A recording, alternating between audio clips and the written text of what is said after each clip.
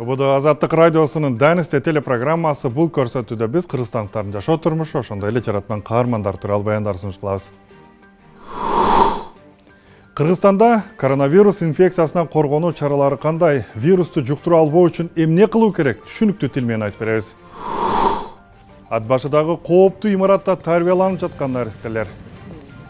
Кооптоном, колдору чирип түшө баштаган, тамчы тамат, мана жаз келатат, кар эрип уже неме боло баштаганда тамчы тамат. Кыргыз бийлиги билимдүү жана тажрыйбалуу жарандарына качан эшигин ачат? Германияда профессор болуп иштеп жүргөн мекендешибиз Талант Ырыспаев Кыргызстандагы илим жана билим берүүдөгү көйгөйлөр тууралуу айтып берди. Жеңишин элине арнаган чемпиондор эркин күрөштөн Азия чемпионатында алтын тагынган мекендештер баяны. Сейчас на чемпионате Азии получили Кийинки максат Олимпиада оюндарында Кыргызстанга медаль алып келүү. золото. Бишкек студиясында мен Сабыр Абдымамунов, эсенсизби? Көрсөтүүнү дүйнө элин бушайманга салган коронавирус инфекциясы тууралуу атайын тасмабыз менен баштайын. Соңку маалыматтарга караганда дүйнөдө коронавирус жугузуп алгандардын саны 90 миңге чукулдады. 2019 жылдын декабрында Кытайдан чыккан бул оору 63 өлкөгө тарады. Коронавирус инфекциясына каршы туруу жана алдын алуу үчүн Кыргызстанда атайын штаб түзүлгөн. Азыр биз сизге аталган вирустан коргонуу чаралары тууралуу кеңири айтып берели деп чечтик. Анда дыкат көңүл коюп эскертүү алыңыз. Кепти кесиптешим Бактыгүл Чыныбаева улантат. Коронавирус азыр дүйнөнүн чар тарабына жайылууда. Интернеттен ар түрдүү маалыматтар таркап, анын кайсынысы туура же жалганын аныктоодо өтө кыйын болуп жатат. Ушундан улам биз сиздерге бул оору боюнча Дүйнөлүк саламаттык сактоо уюму берген атайын көрсөтмөлөрдү алдыда сунуштамакчыбыз. Негизги белгилери: баш ооруу, жөтөл, дем алганда кыйналуу, дем кыстыгуу, булчуңдар ооруйт, дене табы көтөрүлөт, адам өзүн алсыз сезет. Алгач дене табы көтөрүлүп, кийин буга кургак жөтөл кошулат. Бир жумадан кийин дем алуу кыйындап, ооруган адам сөзсүз түрдө ооруканага барышы керек болот.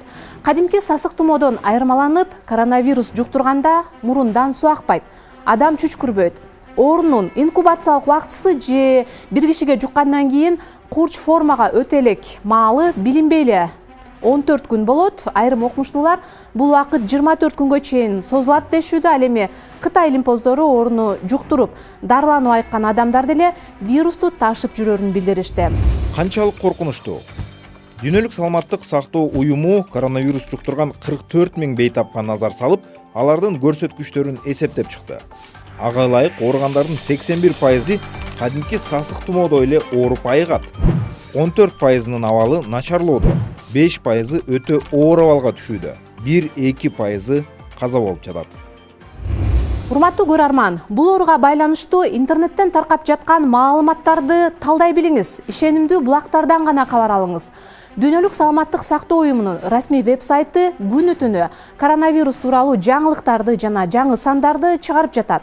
3w.WHO.int деген сайтка кирсеңиз, орус тилиндеги дагы баракчасы бар. Социалдык тармактар менен тараган кабарлардын чын бышыгын ар дайым ушул сыяктуу расмий булактардан текшерип туруңуз. Колуңузду мүмкүн болушунча тез-тез жууп туруңуз.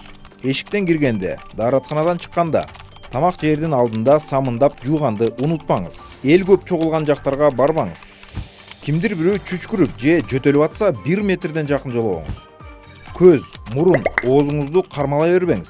Кол аркылуу көптөгөн вирус чыгат. Тамак жасаганда коопсуздукту сактаңыз. Өлүп калган малдын этин жебеңиз. Эт туураган тактай менен жашылча жемиштерди туураган тактай, бычактарды аралаштырбаңыз. Базардан чийки эт алганда өтө этият болуңуз. Тамак аштын баарын кайнатып жеңиз. Көчөгө түкүрүп какырбаңыз. Бул суюктуктар аркылуу оору өтө тез күчөйт. Бет капты ооруп калганда кийгенге болбойт. Бет кап коронавирустан сактабайт. Аны тескерисинче вирусту жайылтпоо үчүн кийиш керек. Бирок ар бир 2 саат сайын жаңысын алмаштырып туруу зарыл. Биз сизге бүгүн коронавирустан сактануу жана ага байланышкан маалыматтарды Дүйнөлүк саламаттык сактоо уюмунун сайтынан алып, кыргызчалап бердик. Эми назарыңызды нарынан келген баянга бурайын. Ат башы районунун Карабулуң айылындагы бала бакча кулаганы калган имаратта жайгашкан. Жаңысы качан курулаары белгисиз. кооптуу жайда тарбия алып жаткан 70 наристени караган тарбиячылардын жумушу да оңой эмес экен. Жада калса сууга да жалчыбаган Кара Булуң балдар бакчасына кабарчыбыз Мирлан Кадыров барып келген. Текшерткенбиз да жердечи.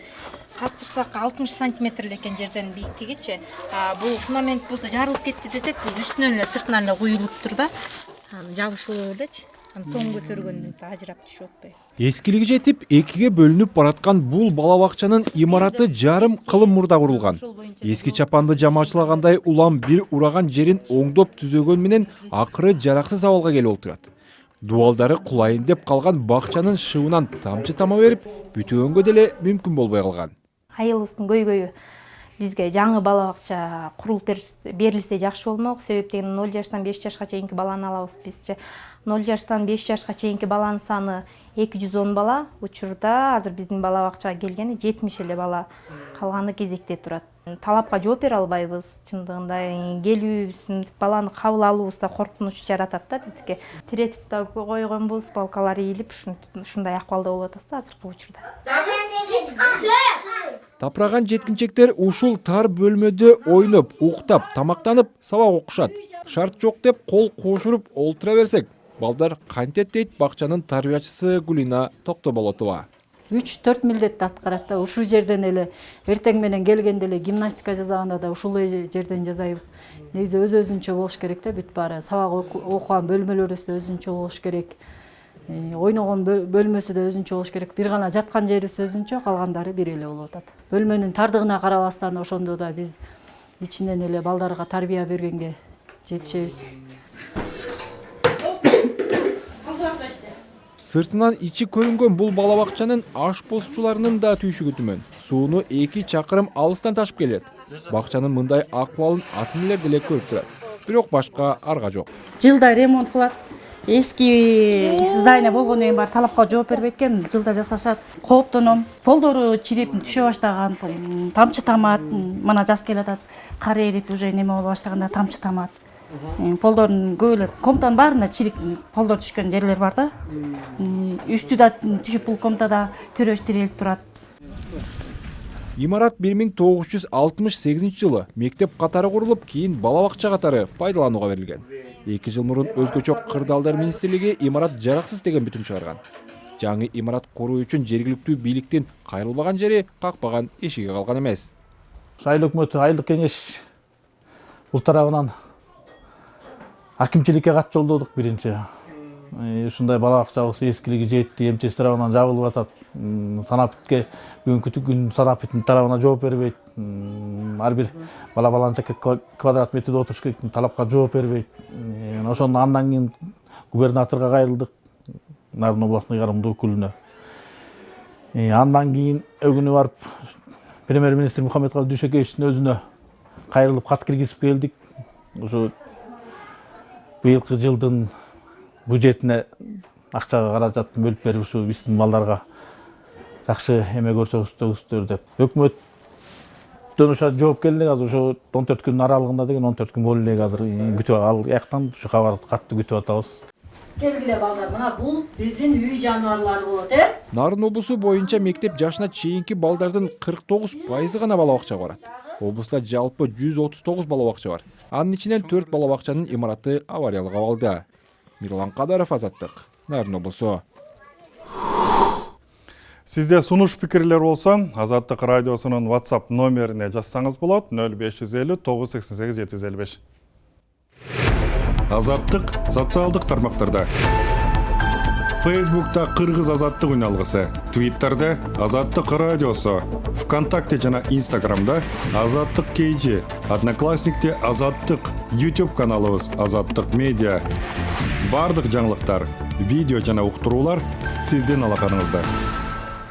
Сиз Азаттык радиосунун Дэнисте телепрограммасын көрүп жатасыз. Анда көрсөтүүнү Германияда иштеп жаткан окумуштуу мекендешибиз тууралуу баян менен улантайын. Талант Рыспаев Германиядагы Саксония-Анхальт университетинин жана Клаусталь техникалык университетинин профессору болуп эмгектенет. Ал Алманияга 1999 жылы ошол кездеги 21 кылымдын кадрлары программасы менен барып окуп, илимий ишмердигин уланткан.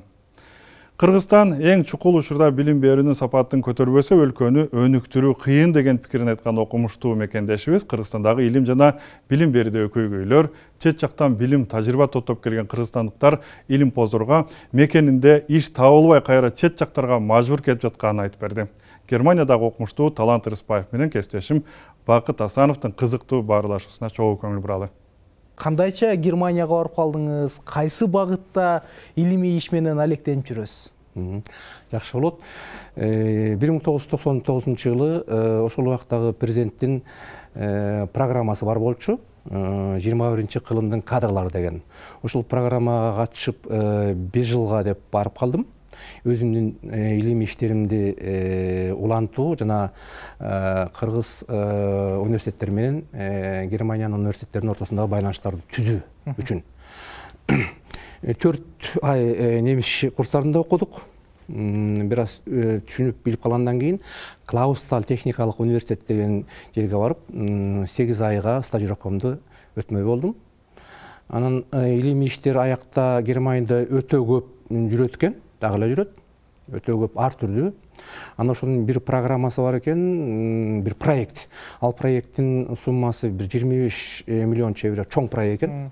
Ошонун бир бөлүгү магний металлы жана ошолордун эритмелери тууралуу. Сиз өзүңүз кесиңиз үчүн металлург, техникалык. Ооба. Томск политехникалык университетинин металлургия багытында бүткөн болчумун. Андан кийин 84-жылдан 90-жылга чейин Москвада Московский институт стали сплавов деген бар. Ошондо кандидаттыгымды жактагам. Анан ошо базамдын жакшылыгы болду окшойт. Ошол советтик окуу системасында жакшы даярдашкан окшойт. Барганда 2 айдан кийин мен сунуш кылып патент алды университет. Европанын, Япониянын, Американын жалпы патенти болот экен. Анан 2 айдан кийин патент алгандан кийин мага сунуш кылышты. Ошол университеттин жетекчилери 5 жылга калып бизде иштебейсизби деп. Анан биякта үй бүлө менен макулдашып туруп, анан ошол сунушту кабыл алып калдым. Акыркы 20 жылдан бери Германиядасыз. Өтө так эмес. 2011 жылы илимий ишим боюнча техникалык диссертациямды жактап, хабилдешкен техникалык илимдердин доктору деген наамды алгандан кийин Германиянын ДААТ деген уюму бар. ДАЭД деп коет, кыргызча ДААТ. Ошол уюму менен Кыргызстандын посолствосу сүйлөшүп, анан Кыргыз мамлекеттик техникалык университетинин жетекчилиги кошулуп, анан бияка чакырылдым. Дагы бул жерде мурун аралашып түзүп жүргөнбүз. Кыргыз Герман техникалык факультетинин декандыгына келип иштеп, Техникалык университеттин. Техникалык университеттин ичинде, астында техникалык факультет, Герман факультети 4 жыл иштедим. Анан 16-жылы Казакстанда программа бар экен. Дүйнөдөгү университеттердин топ менеджерлерин чакыруу деген. Ошол программанын аркасында мен чакырышты дагы Чыгыш Казакстан мамлекеттик техникалык университетине чакыруу келди. 2 айга декан болуп, металлургия факультетинин декандыгына болдум. 2 айдан кийин университеттин жетекчилиги жана Казакстандын илим билим берүү министрлиги сунуш кылды. Проректорлук жумушка ошентип ал Усть-Каменогорск шаарында 2 жыл иштедим. Бирок ошол убакта проекттер менен биз мындай илим анан билим менен иштегенде ар кандай университеттердин башында кошкон программалар бар. Анан бул политехке, КГТУга 1-2 проект даярдап берип, булар менен иштешип аттым. Бирок 2 жыл 18-жылга чейин туруктуу Усть-Каменогорскта болдум дагы. Андан кийин кайра Германияга барып, мен Клаусталдын техникалык университет Клаусталдын Россиядагы Кавказ жана Борбордук Азия мамлекеттеринде туруктуу өкүлү болуп, ыйгарымдуу өкүлүмүн. Ошон үчүн проекттер менен иштей баштадым. Германия, Австрия, анан Өзбекстан университеттери, кийинки учурда көпчүлүк жакында эле Андижанга барып келдим. Казакстан чакырылган профессор болуп иштеп атам. Кыргызстан ушул билим берүү негизги байлыгы катары адамдык ресурс деп жатпайбызбы? Мына ошо адамдык ресурсту жакшылап пайдаланыш үчүн аларды жакшылап билим бериш керек. жалпы дүйнөлүк аймактык атаандаштыкка туруштук бериш керек деп айтып келатабыз да. Муну өкмөт дагы кайсы гана ошол мамлекеттик органдын жетекчисинен сурабы ушул сыяктуу сөздөрдү абдан көп айтат да. Демек жыйынтык чыкпай жатабы? Себеби эмнеде болууда? Туура. Жыйынтык чыкпай жатат, андан тышкары жылдан жылга начарлап баратат. Себеби дегенде 90-жылдары, 2000-жылдардын башында мурунку Советтер Союзунан калган запастар бар болчу. Мугалимдердин деңгээли ошол убакка окутуучулардын, жогорку жоштордун окутуучулардын деңгээли бар болчу. Жылдан жылга көңүл бурулбагандыктан бул өтө маанилүү билим берүү системасы, мамлекеттин өтө маанилүү бутагы көңүл бурулбагандыктан ушундай абал келдик. Эми себептери көп. Биринчи эле ошол эле окутуучуларды айлык майлары өтө төмөн. Мисалы, бир эле Бишкектеги бир жалпы эле мамлекеттик университеттерди алалы, жеке университеттерди кийгизип айткым келбейт. Бир 10 000 сомдон тегерегинде тияк-бияк. Бул өтө аз. Ошол өтө төмөн маяна менен ошол профессор же доцент абдан көп жумуш кылыш керек. Мисалы, Германиядагы профессордун бир жумалык лекция өтөп турган сааты 6 саат, 4 саат. Бизде Кыргызстанда 20 сааттан өйдө. Убактысы өтө чачырап кеткен, айлыгы өтө төмөн, эчтеке үлгүрбөйт. Жыйынтык жок. Сиз ошо сизге чет өлкөгө, Германияга жол ачкан программа 21-жылдын кадрлары деле ошол чет өлкөдө окуп, ал жерде калып калбай, Кыргызстанга келип өзүнүн тажрыйбасын, билимин арнасын деген программа болчу. Анан көпчүлүк учурда ошо чет өлкөдөгү эксперттер дейли, окумуштуулар айткан учурда силер өзгөртүүгө эмне аракет кылдыңар деген суроо болот да. Сиз мисалы эмне аракет кылдыңыз Кыргызстандагы ушу илимди, билимди өзгөртүү, жакшыртуу үчүн? Бул биздин милдетибиз болчу. Себеби дегенде ушул программага көп акча жумшалган, көп кишилер окуган, мамлекеттин акчасы кетти, и дааттын Германиянын акчасы кетти. Бирок ошол убакта эле башаламан экен. Мен акыр аягында уруксат берсеңиз, бир ошо башаламандыкты жалпы жолун бир жыйынтыктайм. Өзбекстандан келген ушундай студенттер, окумуштууларды абдан мамлекети көзөмөлдөп кийин келгенде жумуш берип турушту. Казакстанда Балашак деген программа бар. Азыркы чейин уланып атат. Азыркы чейин уланып, азыркы министрлердин, алардын жардамчыларынын, ректорлордун көпчүлүгү ошол Америка, Германия, Япониядан бүтүп келгендер. Жалаң эле жетекчи эмес, жөнөкөй окутуучулар да бар. Ошондуктан Казакстанда илим билим берүү сапаты абдан жогорулап кетти. Эми эмне кылдык, биз эмне кылдык? Эми бул жерден ар ким колунан келген аракетин кылып жүрөт, бирок көпчүлүгү ар кайсы мамлекеттерге чачырып кетти. Маектин толук версиясын Азаттыктын YouTube каналынан көрө аласыз. Спорт тармагында Кыргызстандын атын таанытып келе жаткан мекендештер тууралуу баяндар менен берүүнү улантайын. 26 жаштагы эркин күрөш боюнча балбан Арслан Будажапов өткөн аптада Индияда болгон Азия чемпионатында алтын медаль тагынды. Будажаповдун атасы бурят, апасы кыргыз кызы. Ал былтыр апасынын өтүнүчү менен Кыргызстанга келип, кыргыз жарандыгын алып, мелдештерге Кыргызстандын туусун көтөрүп катыша баштаган. Арслан Будажаповду кесиптештерим Айгерим Акылбекова менен Бексултан Абибакир уулу кепке тартып, видео тартып келишкен.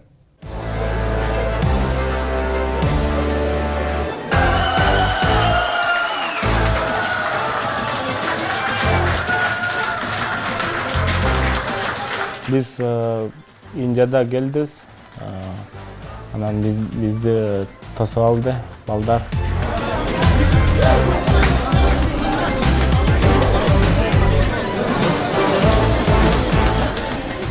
Приоритет был на кыргызских ребят, кыргыз балдарга. Мага чуть-чуть, внимание тоже. Я так-то скромный, не люблю так внимание, но просто чувствовал, что чуть-чуть внимание жок.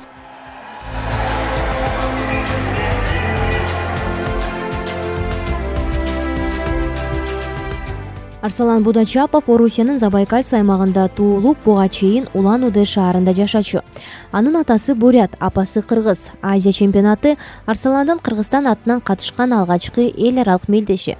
Спортчу Жылдызы Жанып дароо медаль алды. Ал жакында эле Кыргызстандын чемпионатын утуп, улуттук командага кошулган. Когда маленький я был, многие из Киргизии, там родственники, всегда приезжали. Мен Кыргызстандагы спорт чөйрөгө эми гана кириштим да. Ошон үчүн элдин көбү тааныбайт. Бирок спортчулар менен мурун эле тааныш болчумун. Жай сайын Кыргызстанга келип машыгып турчумун. Ошон үчүн бул жакка бат эле көнүп кеттим. Тамак ашы, үрп адатынан деле кыйналган жокмун. Апам кыргыз улуттук тамактарын көп жасачу. Бизди дайыма кыргыз эли меймандос деп үйрөткөн. Ошондой эле болду. Все щедрые, нас учили. Мама учила там.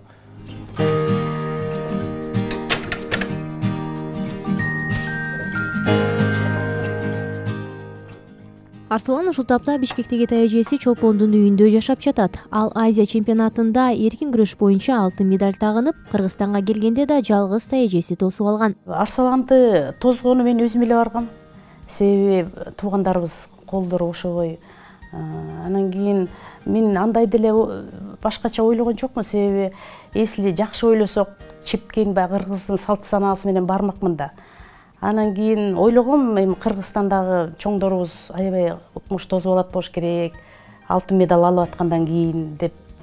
Бул жерде биз ошол сиңдим Кундуз, Арсаландын мамасы, мен экөөбүз кыргыздын кийимин кийип, кыргыз диаспорасын ошо Россияда, Агинский Бурятский автономный округда башка улуттун элдерине атайын өзүбүздү көрсөткөнбүз, кыргыздар кандайбыз деп.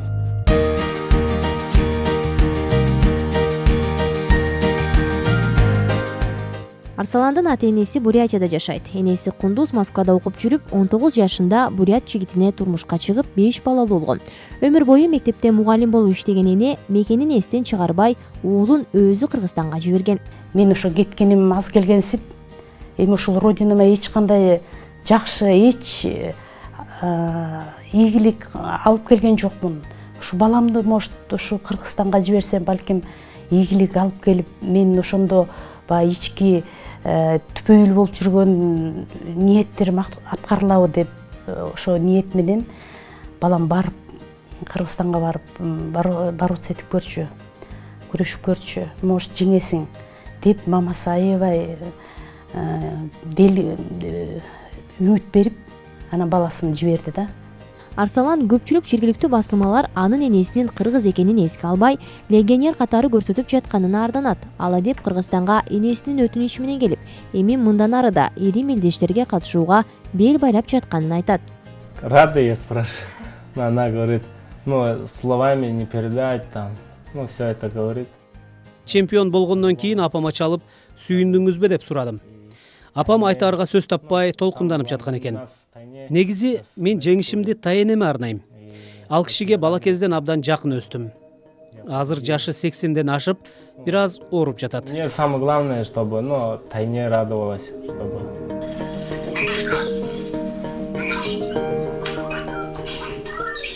Кундуз эже, кандай сезимдер болду уулуңуз жеңгенде?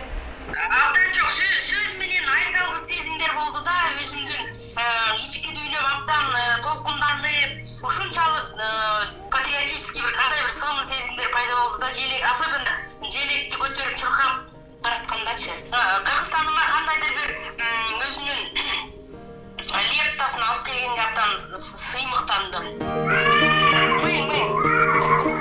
Вы покажите его, может, меня хочет смотреть. Мынтип толкунданып сүйлөп жаткан Арсаландын энеси Кундуз Өмүрбекова оолун Кыргызстанга жиберип, өзү неберелери келини менен Бурятияда калган. Арсаландын 2 уулу бар. Ошол тапта келинчеги кош бойлуу. Далеко жить, от семьи. Үй бүлөмдөн оолак жашаган бир топ кыйын болду. Аларды бул жака алып келейин десем, азырынча жумуш, үй маселеси чечиле элек. Алар да мага колдоо болмок. Анткени келинчегим да балбан, мени абдан жакшы түшүнөт. Ал Орусияда ири мелдештерде жеңиштерге жетип жүргөн. Бурят кызы. Телефоном каждый день общаемся. Сейчас на чемпионате Азии получили Кийинки максат Олимпиада оюндарында Кыргызстанга медаль алып келүү. Золото привезем в Киргизию.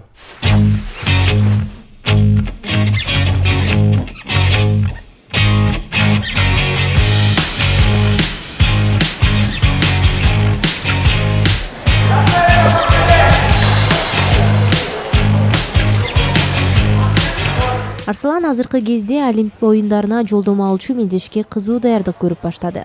Ал ушундан улам Азия чемпионатынан кийин үй-бүлөсүнө барып келе элек. Аны машыктыруучусу Симон Култаабалды уулу спортчунун Олимпиадага катышаарына үмүт артып жатат.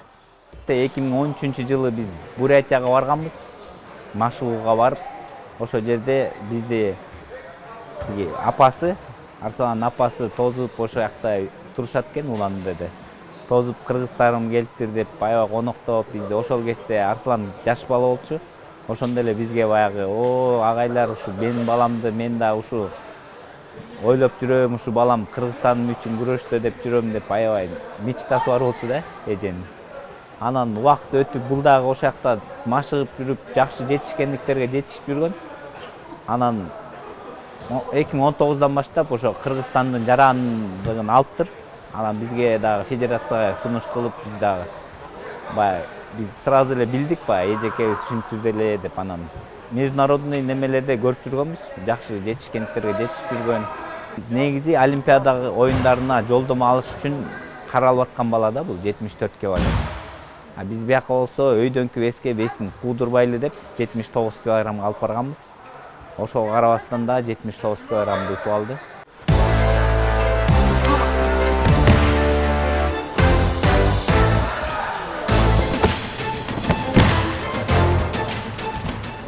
Арсалан жакын күндөрү Бишкекте өтчү мелдешке катышат. Ал анда жеңерине жана буга ата-энеси келип күбө болорун каялданууда. Бирок спортчунун башкы максаты келерки Олимп оюндарында медаль тагынуу. Все условия есть. Государство поддерживает. Спорт залдагы шартка баарына ыраазымын. Кыргыз бийлигине, федерацияга мага мелдешке чыгууга шарт түзүп бергенине рахмат. Мен эми дагы чоң ийгиликтерге жетишим керек. Кыргызстанга дагы көп медаль алып келүүгө аракет кылам. И какой медаль? Бог решит.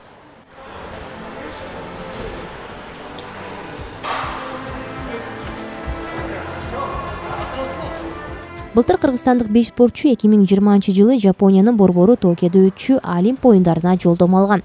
Жаштар иштери, дене тарбия жана спорт агенттиги билдиргендей, 2020-жылы Токиодо өтүлүп турган жайкы Олимпиадага жалпысынан 20га жакын спортчунун лицензия алууга мүмкүнчүлүгү бар. Айгерим Акылбекова, Бексултан Абубакир уулу, Азаттык, Бишкек.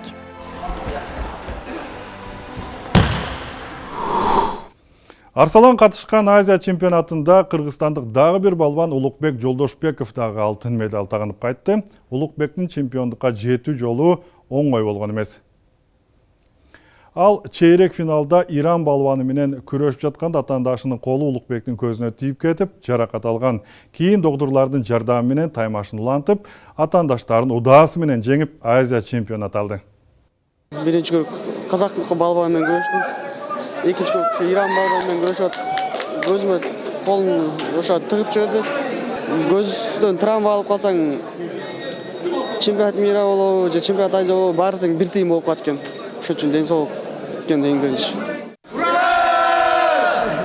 Улукбек учурда дарыланып жатат. Дарыланууга кеткен каражатты Жаштар иштери жана дене тарбия спорт боюнча мамлекеттик агенттиги толук каржылай турганын мекеменин маалымат кызматы кабарлады. 23 февралда жыйынтыкталган күрөш боюнча чоңдор арасындагы Азия чемпионатына 20га чукул мамлекеттен 270ге жакын балбан катышты. Кыргызстандан бул мелдешке 22 спортчу барган. Эркин күрөш боюнча байыга алган кыргыз балбандарынан сырткары грек-рим күрөшү менен кыз келиндер күрөшүнөн Кыргызстандын энчисине 3 күмүш, 4 коло байга буйурду. Грек-рим күрөшүнөн Азат Салидинов менен Жоламан Шаршембеков күмүш байгеге татса, коло байгелерди Руслан Царев, Ринат Ильязов жана Роман Ким алды. Кыз келиндер күрөшүнөн Айпери Медет кызы күмүш, Айсулуу Тыныбекова коло медаль тагынды. Бүгүнгү Данисте телепрограммасынын мазмунун ушундай баяндар түздү. Студияда мен Сабыр Абдумамунов болдум. Кийинки дүйшөмгө чейин сен туруңуз.